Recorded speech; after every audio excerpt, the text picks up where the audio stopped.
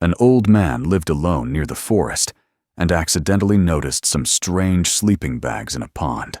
He had no idea what this discovery would lead to or who it was connected to. Subscribe to the channel and write in the comments which city you are watching from. The settlement no longer appeared on most maps. If it did, it was marked in faded print, a name without roads leading to it, as if the cartographers themselves had agreed that nothing remained there worth finding. The mountains had reclaimed what the people left behind, slowly and without ceremony. Roofs sagged under moss and rot, fences leaned into weeds taller than a grown man, and windows stared back at the forest with blind, dust-filmed eyes. In autumn, when the leaves turned and the air sharpened, the place looked almost peaceful, like a memory softened by time. But peace was not the same as life. Nathan Hall had lived here all his life. He woke before sunrise, as he always did, long before any light touched the valley. Age had thinned his sleep, made it shallow and alert. The smallest sounds pulled him back into waking. The wind moving through the pines, the distant crack of a branch under some animal's weight, the soft groan of his own house settling into the cold. He lay still for a moment, staring at the dark ceiling, counting his breaths until the day felt ready to begin. The house was old but solid, built by his father and repaired by his own hands over decades. The wood stove still held warmth from the night before. Nathan fed it fresh logs, listening to the familiar snap and hiss as the fire took. He moved slowly but without hesitation, each motion practiced to the point of instinct. Outside, the mountains waited, their ridgelines hidden by morning mist. Once, there had been dozens of houses like his. A school stood near the creek, its windows bright with children's voices. There had been a general store, a church, a gravel lot where trucks lined up at the end of long workdays. When the mill closed, people told themselves it was temporary. When the roads stopped being plowed in winter, they called it an inconvenience.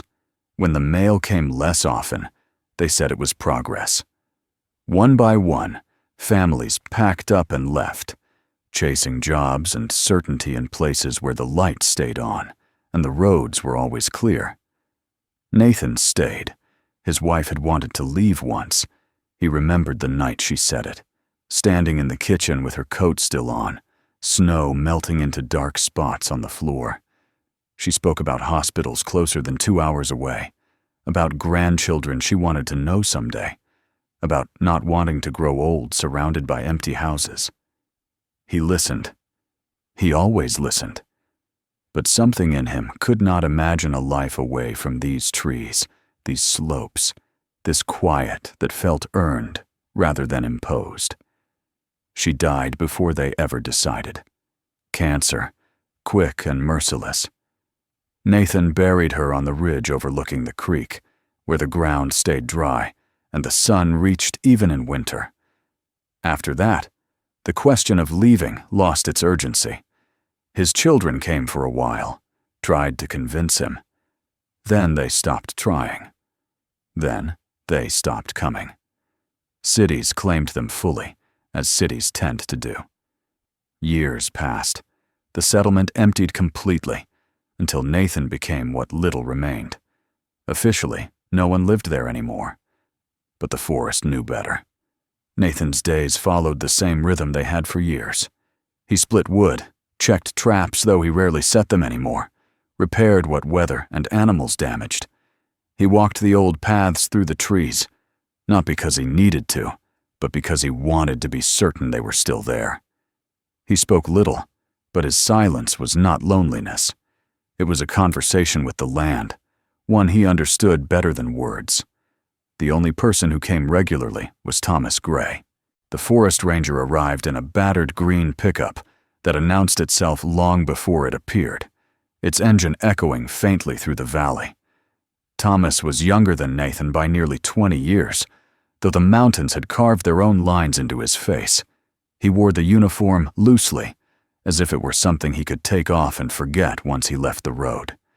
He brought supplies sometimes, mail that rarely amounted to more than notices Nathan did not read, and news from the outside world that felt increasingly irrelevant. They did not talk much when Thomas visited. They sat on the porch or stood near the truck, drinking coffee from dented thermoses. When they spoke, it was about the weather, about downed trees on old trails, about bears moving closer to the lower slopes. Sometimes Thomas mentioned hikers, people who wandered through the forest chasing silence without understanding it.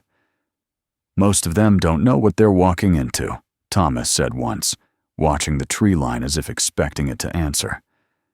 "They think the woods are just scenery." Nathan nodded. He had seen that look before, the one that came when someone underestimated the mountains. Thomas had been part of searches in the past. Nathan knew this, though they never discussed details. People disappeared from time to time. Hunters who strayed too far. Hikers who followed the wrong trail when fog rolled in fast. Some were found, some were not. The mountains did not explain themselves. Late one afternoon, the air changed without warning. The sky darkened, clouds piling over the ridges like bruises spreading beneath skin. Thomas stood and tightened his jacket. "Storm's coming," he said. "A hard one." Nathan watched the wind bend the treetops. He felt it in his knees, a dull ache that came before rain. "Mountains hide things better than people think," Thomas added, almost to himself. "Sometimes that's a mercy." He left not long after, the truck disappearing down the rough road that led back to paved certainty. Nathan stood until the sound was gone, the silence settling back into place. The rain came that night, heavy and unrelenting. It hammered the roof, turned the ground to mud, swelled the creek beyond its banks. Nathan lay awake, listening, counting the seconds between thunder and impact. The forest groaned under the weight of water. Something shifted in the distance, a deep rumble that could have been thunder or something else entirely. By morning, the storm had passed. The world felt washed raw. Nathan pulled on his boots and stepped outside, the cold biting through the damp air. Mist clung to the low ground, curling around the trunks of trees like breath. He followed his usual path toward the pond. The pond sat in a shallow depression beyond the settlement, fed by runoff from higher slopes and held in place by a crude earthen dam Nathan checked after every heavy rain. The water level was higher than usual, its surface murky and restless. Branches and debris floated near the edges, evidence of the night's violence. Nathan walked the shoreline slowly, scanning for damage. That was when he saw them. At first, he thought they were logs, long, dark shapes half submerged near the far bank, caught against tangled roots. But logs did not have seams. They did not fold or curve in ways meant to contain a human body. Nathan stopped, his breath catching in his chest. He moved closer. 3, maybe 4 of them. Sleeping bags, waterlogged, darkened by years or months of exposure, their shapes unmistakable now that he knew what he was looking at. One was partially torn, its inner lining visible through a ragged opening. Another bore a faded emblem near the zipper, barely visible beneath the grime. Nathan stood very still. Sleeping bags did not belong here. Not like this. Not hidden beneath water. Not clustered together, as if placed rather than lost. Hikers passed through the area occasionally, but they camped higher up, near established sites. And even careless people did not abandon equipment of this quality. A cold weight settled in Nathan's stomach. He did not touch them. He did not wade into the water or pull at the fabric. He had lived long enough to know when something required distance. Instead, he memorized what he could. The position, the way the current nudged them gently but didn't carry them away. The pond had given them up, but reluctantly. As he turned back toward his house, the mist began to lift. The mountains stood silent, watching as they always had. Nathan felt, for the first time in years, that he was standing at the edge of something he did not understand. By the time he reached the porch, his decision was already made. He would call Thomas Gray. The forest had shown him something it had kept hidden for a long time. And whatever it was not meant to remain buried any longer. Nathan did not sleep that night. Even after the fire burned low and the house settled into its familiar creaks, his mind refused to quiet. Each time he closed his eyes, he saw the dark shapes beneath the pond's surface, suspended in murky water, like thoughts that refused to sink. He had lived long enough to know the difference between unease and fear. What he felt now was neither sharp nor sudden. It was slow, persistent, and heavy, as if something long dormant had shifted and was now turning toward him. At first light, he rose and stepped outside. The morning was cold, the kind that carried the scent of wet earth and pine sap. Fog lay low over the ground, thinning as the sun climbed, revealing the slopes and ridges one by one. The forest looked unchanged, indifferent to what it had revealed. Birds moved through the branches. Somewhere far off, water still ran fast from the storm. Nathan brewed coffee and drank it standing at the window, watching the empty road that led out of the settlement. When Thomas Gray's truck finally appeared, its engine echoing through the valley, Nathan felt both relief and a tightening in his chest. He told himself he had done the right thing. Whatever lay in the pond was no longer his burden alone. Thomas arrived sooner than Nathan expected. Too soon. The ranger's truck rolled to a stop in front of the house. Mud splashed high along its sides, as if it had not come directly from the ranger station, but from somewhere deeper in the forest. Thomas stepped out and closed the door with more force than necessary. He did not ask for coffee. "Show me," he said. They walked together toward the pond. Neither spoke.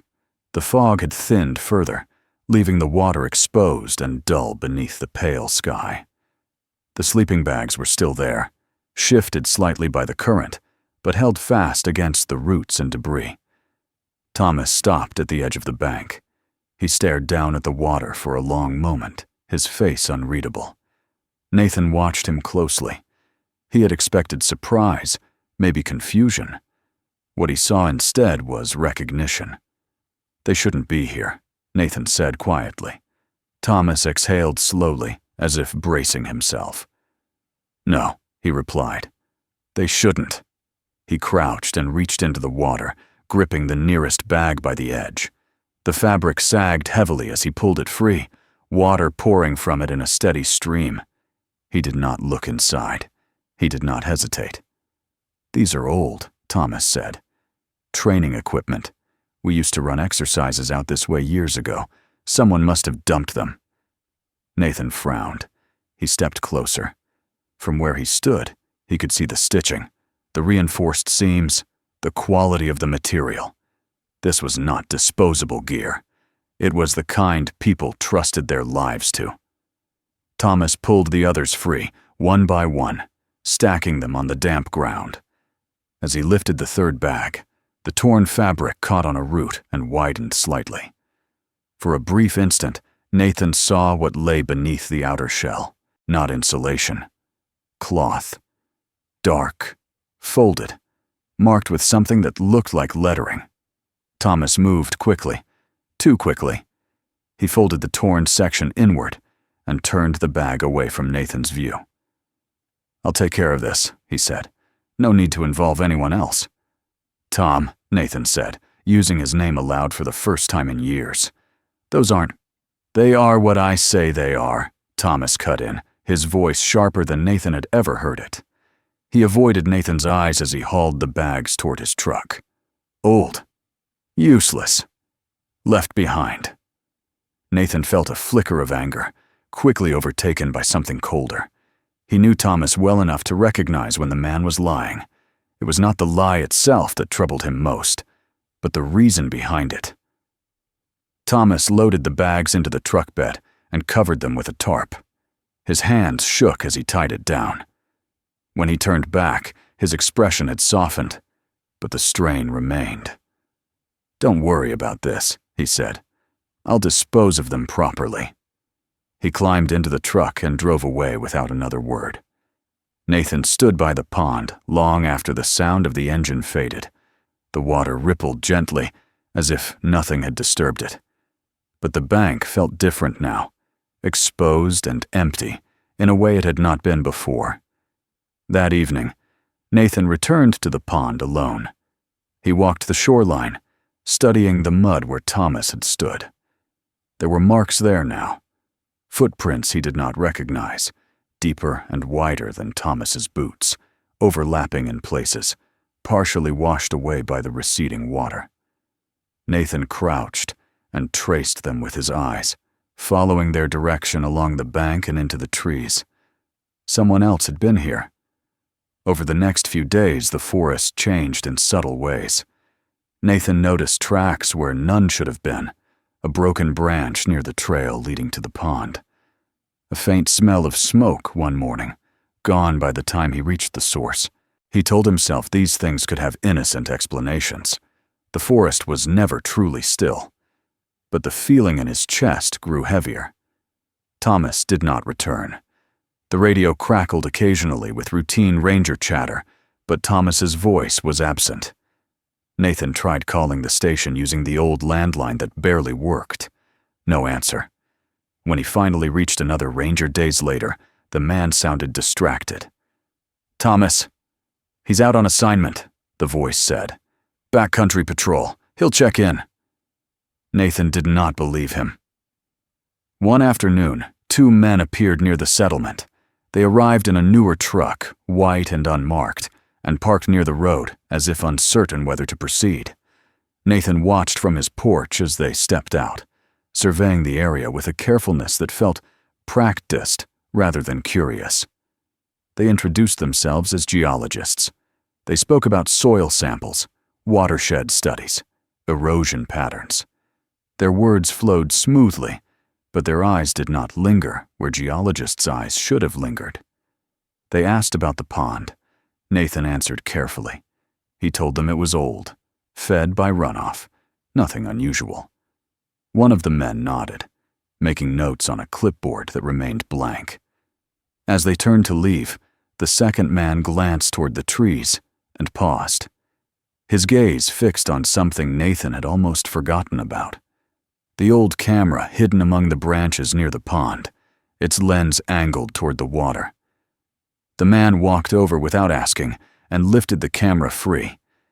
He examined it briefly, then smashed it against a rock with a single efficient motion.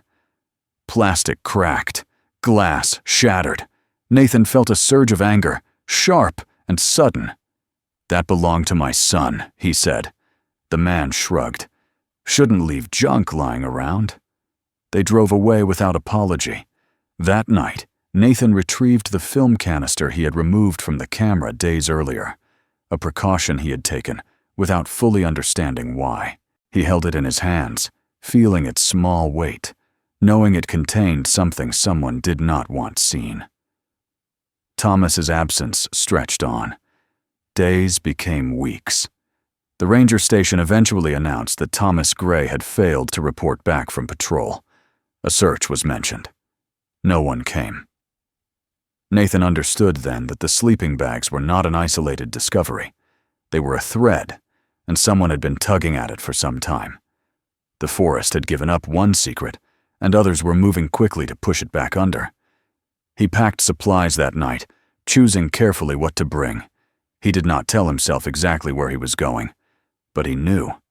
There were places Thomas had warned him away from over the years, areas he claimed were unstable, dangerous, not worth the risk. Those were the places where answers tended to hide. As Nathan stepped onto the narrow trail leading deeper into the mountains, the air grew cooler, heavier. The forest closed around him, indifferent but watchful. Behind him, the settlement remained silent, its empty houses standing as witnesses to all that had been lost. Ahead, the trees waited, and with them, the truth Thomas Gray had tried so hard to keep buried. Nathan moved through the forest with a care born of decades, placing his boots where the ground was firm, listening not only with his ears, but with his whole body. The trail he followed was one that no longer existed on any official map. Once, it had been used by loggers and hunters, later by Thomas Gray himself, during patrols that never made it into written reports. Over the years, Thomas had warned Nathan away from this direction with quiet insistence, always phrased as concern rather than command. Too steep, he would say. Unstable ground. Nothing out there worth risking a fall. Nathan had accepted those words at face value. Now, with Thomas gone and strangers appearing where they did not belong, the warnings took on a different weight. The forest here felt older, denser. The canopy thickened, filtering the light into a dim, greenish haze. Fallen leaves muffled sound, and the air carried a persistent dampness that never quite dried. Nathan paused often, studying the ground. The signs were subtle, but they were there. A crushed patch of moss that had not yet sprung back. A snapped twig lying across the path at an unnatural angle. These were not the careless disturbances of hikers. They were marks left by people who moved with purpose, people who believed they would not be followed. He thought of the sleeping bags, of the way Thomas had recognized them instantly, of the torn fabric and the glimpse of cloth beneath, of the strangers who had called themselves geologists and smashed his camera without hesitation. Each memory pressed on him, urging him forward even as his knees protested the climb. By midday, he reached a narrow ridge overlooking a shallow ravine. Water ran through it in a thin, restless stream, fed by unseen sources higher up.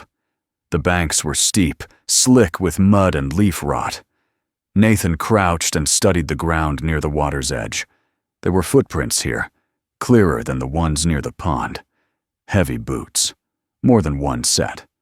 Some older, some fresher. They led upstream, toward a section of the ravine where the walls rose sharply and the forest grew tangled and dark. Nathan hesitated. He had always trusted his instincts, and they were warning him now. This was not a place that forgave mistakes, but the thought of turning back felt heavier than the risk of going on. He followed the tracks. The ravine narrowed as he climbed, the sound of water growing louder as it forced its way through stone. The air cooled noticeably. Sunlight barely reached the bottom now, leaving everything in a perpetual twilight. Nathan's breathing grew labored, but he did not stop. He could feel something pulling him forward, not curiosity alone, but a sense of obligation, as if the land itself had chosen him to bear witness. He found the camp just beyond a bend, where the ravine widened slightly. At first glance, it looked abandoned. A fire pit, cold and ringed with stones. A tarp strung low between two trees, its edges weighted with rocks. Nathan approached cautiously, scanning the area for movement. When none came, he stepped closer. The fire pit held more than ash. Beneath the top layer, Nathan saw the remains of recent burns, blackened wood not yet broken down by rain. Someone had been here not long ago. Near the tarp, a crate lay partially buried under leaves. Nathan knelt and pried it open. Inside were tools, shovels, rope, a coil of wire, nothing that belonged to a ranger's standard kit. At the bottom of the crate, wrapped in oilcloth, lay a jacket. Green. Faded. Nathan recognized it immediately. Thomas Gray's jacket. Nathan's hands trembled as he lifted it. The fabric was worn at the elbows, stained with mud along the hem.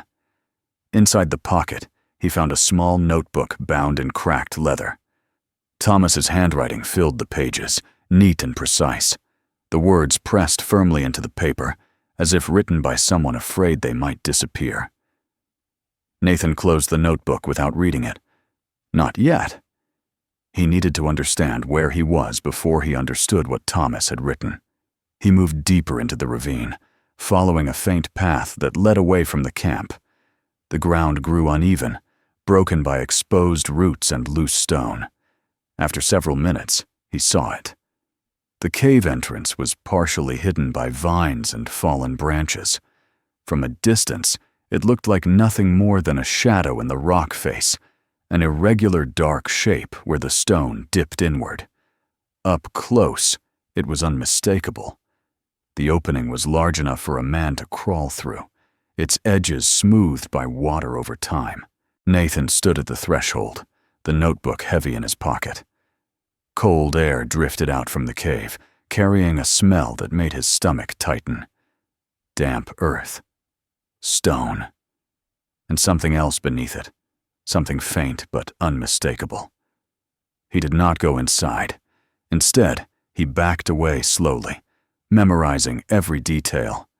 The broken branches, the disturbed soil, the faint drag marks leading toward the opening. This was not a natural shelter stumbled upon by chance.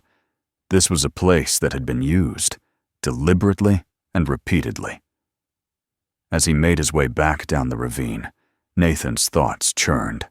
Thomas had known about this place. He must have. The camp, the jacket, the notebook all pointed to that conclusion. And if Thomas had known, then the sleeping bags in the pond were only a small part of something much larger. The forest seemed to watch him as he descended, the silence heavier now, charged with unspoken knowledge. By the time he reached the settlement, dusk had begun to settle in. Shadows stretched across the empty road, and the houses loomed like hollow shells. Nathan went straight to his own home and locked the door behind him. He lit the lamp and sat at the kitchen table, the notebook resting before him. For a long moment, he did nothing. He listened to the wind moving through the trees, to the distant rush of water in the ravine. Then he opened the notebook. The first pages were routine, notes about trail maintenance, weather patterns, wildlife sightings.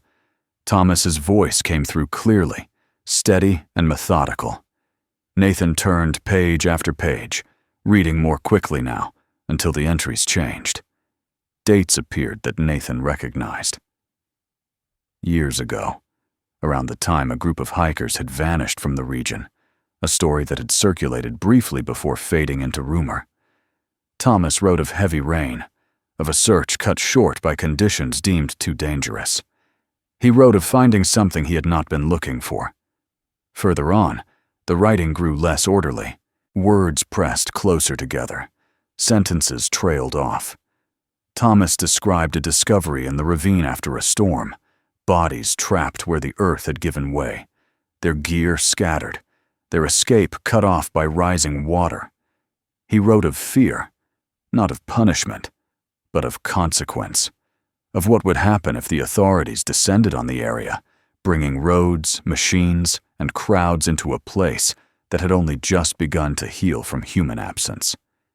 Nathan felt a slow, aching weight settle over him as he read. Thomas had made a choice, a terrible one, perhaps, but not one born of malice. He had believed he was protecting the forest, protecting the dead from becoming spectacle.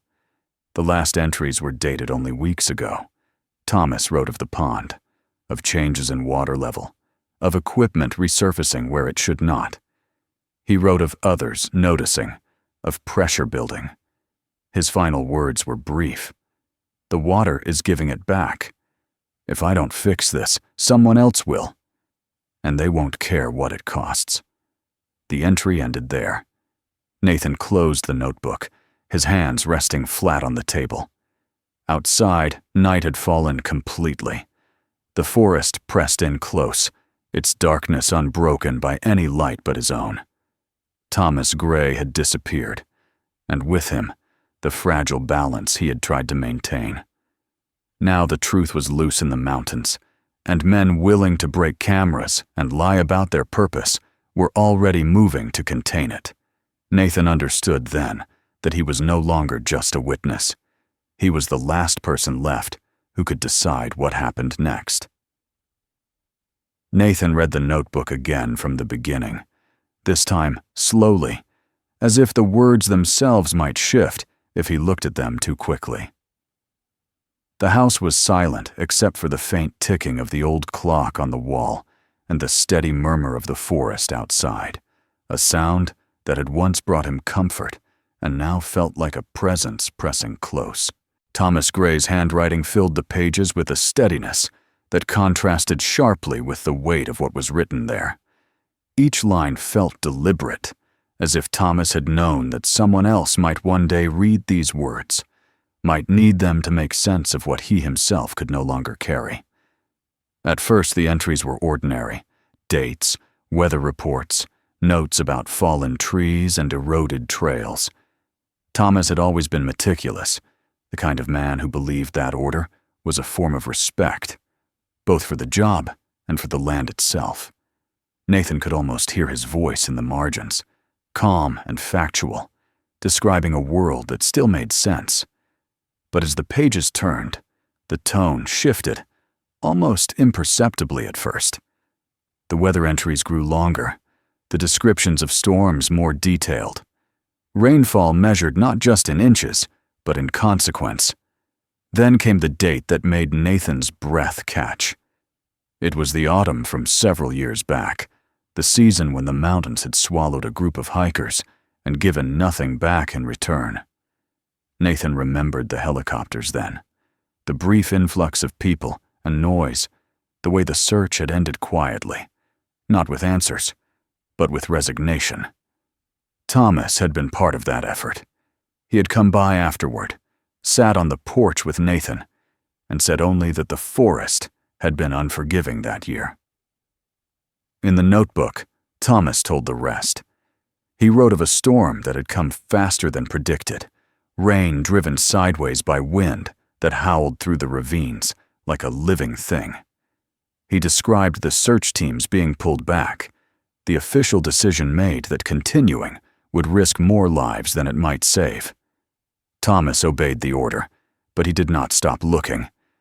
Days later, when the rain finally eased, he returned alone to the upper reaches of the ravine, following instinct more than protocol.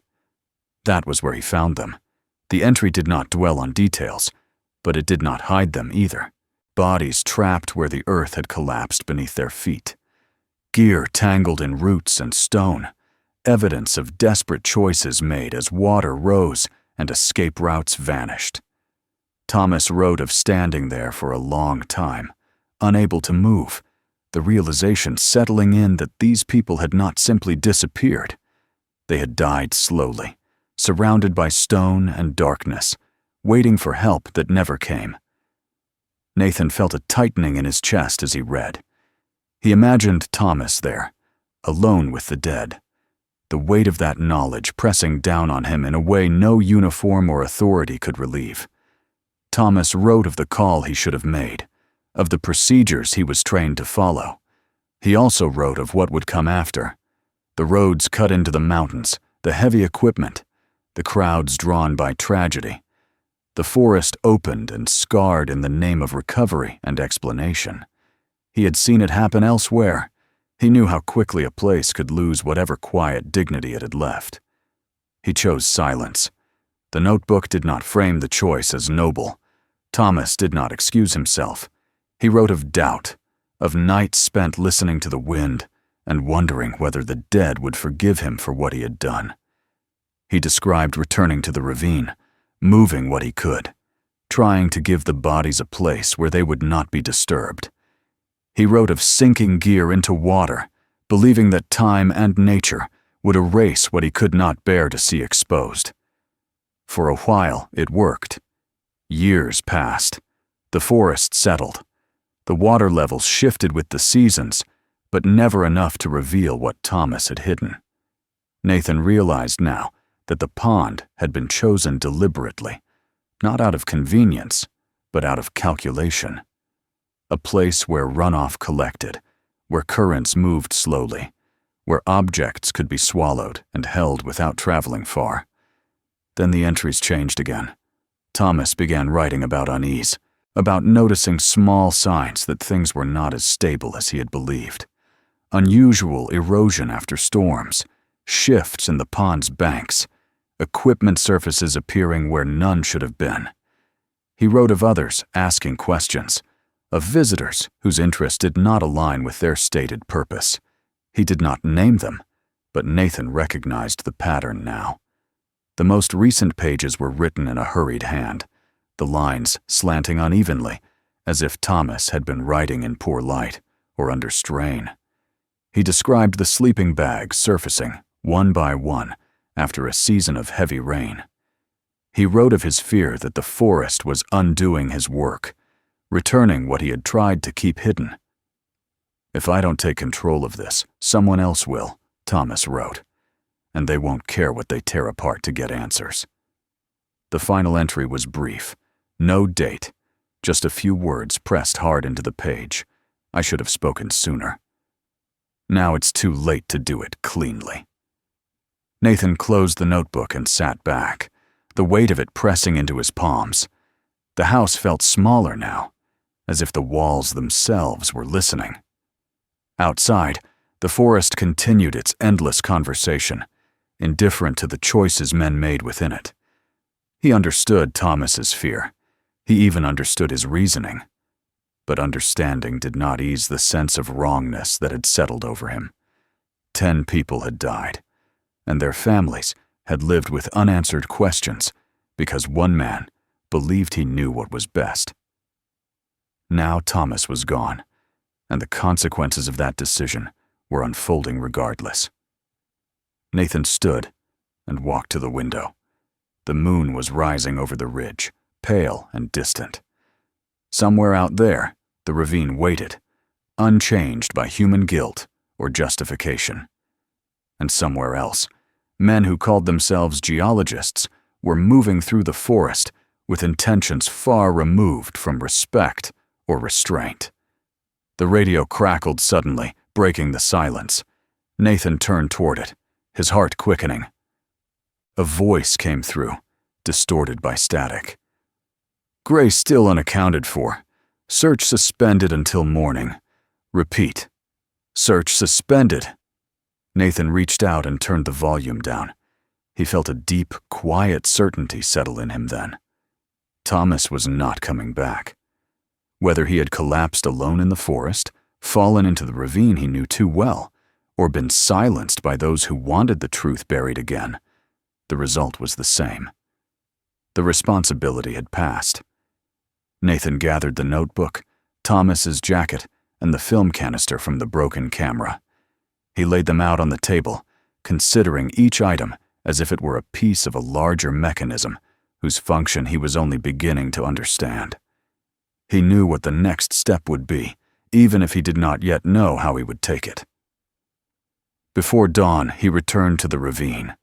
The path felt different now, heavier, as if it resisted his presence.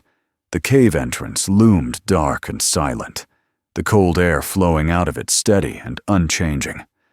Nathan did not go inside. He did not need to. The notebook had already shown him what lay beyond that threshold.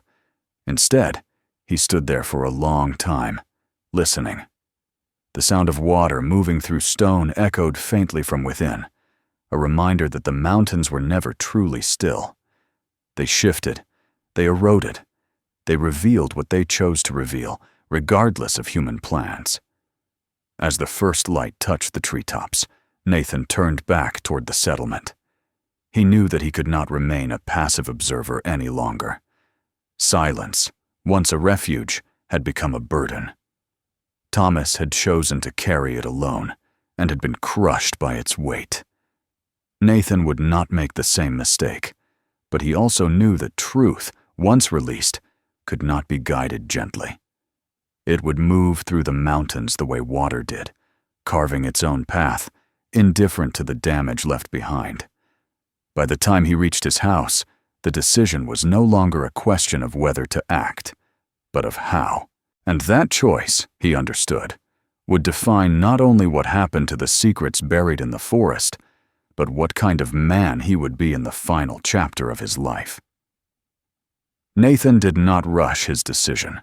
The notebook lay on the table where he had left it, Thomas Gray's handwriting pressing up at him from the page like a steady, insistent voice. Outside, the morning unfolded as it always had, with pale light sliding down the slopes and mist lifting reluctantly from the low ground. The forest did not care what Nathan chose to do.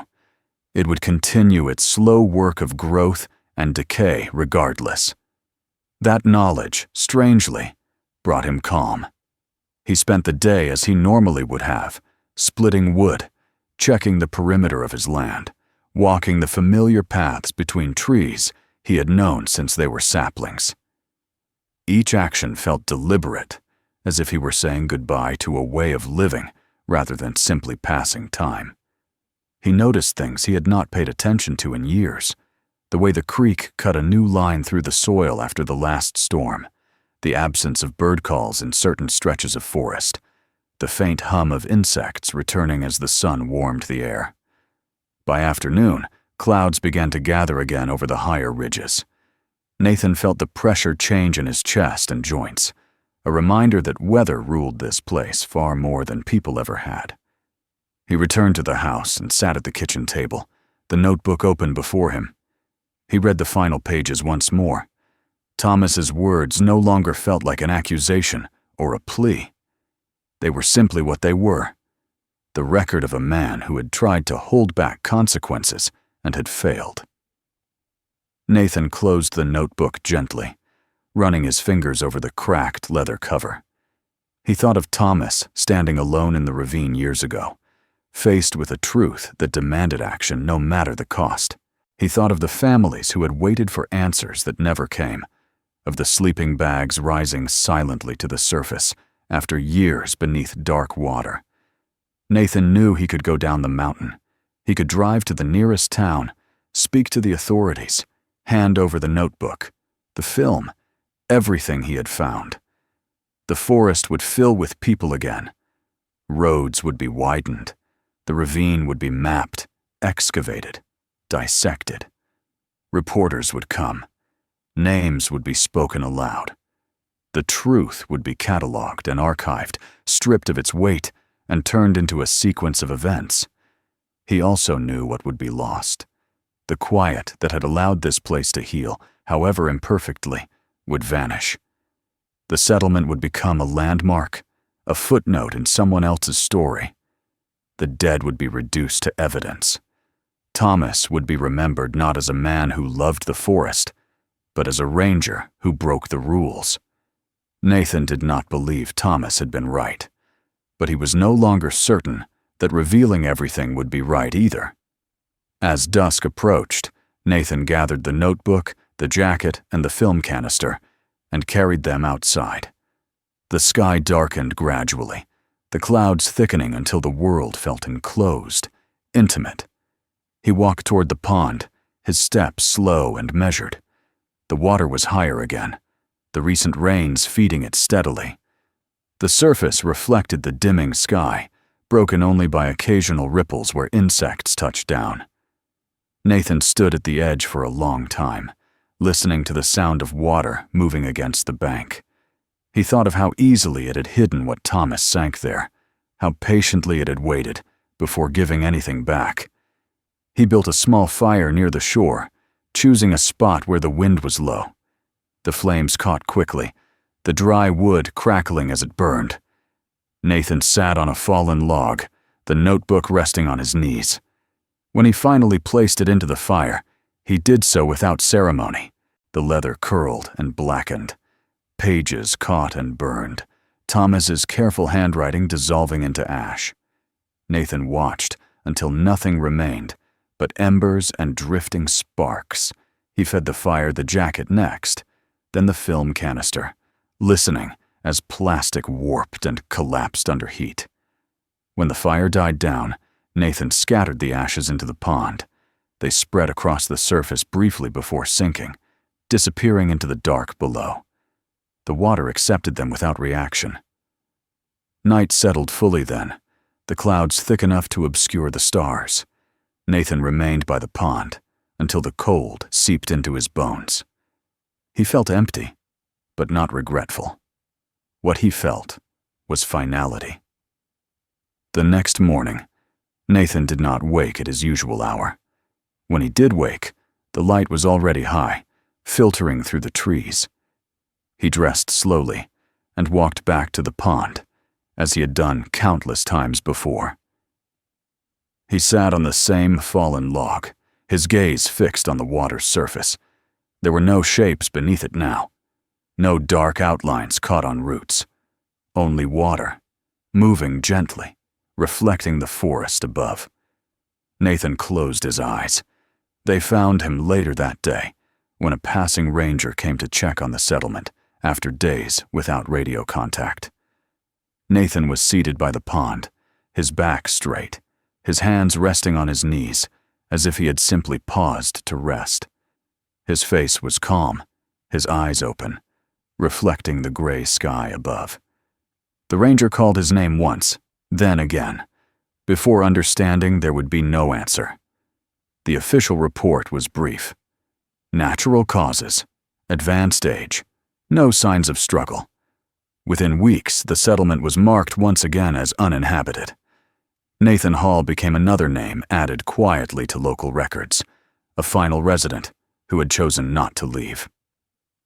Thomas Gray's disappearance remained unresolved, his case filed away as one more example of how easily the forest could take a man and leave no trace. Spring came early the following year. Snowmelt swelled the pond beyond its usual bounds, the water rising to cover the bank where Nathan had sat. But nothing surfaced. No fabric. No evidence. The forest held what remained. A new ranger was assigned to the area eventually, a younger man who drove the old roads with cautious curiosity. He heard stories from nearby towns about an old man who had lived alone in the mountains, about a ranger who had gone missing, about a pond that locals avoided without knowing why. The stories had no clear ending, no lesson easily extracted. The ranger visited the pond once, standing at its edge as Nathan had so many times before. It looked ordinary enough, just water and trees and sky. He left without finding anything, and the forest returned to silence. Not the empty silence of abandonment, but the deep, patient quiet of a place that had seen generations pass and would see many more fade away. The mountains remained, indifferent and enduring, their secrets resting beneath soil and stone and water, untouched by the need to be known. Above the pond, the trees leaned together, their branches whispering softly in the wind, as if acknowledging a promise kept. Nothing else ever surfaced. Subscribe to the channel so stories like this don't disappear into silence. Watch the next video to uncover another hidden truth and explore the other stories on the channel if you want to go deeper. If this story stayed with you, share it with someone who won't look away.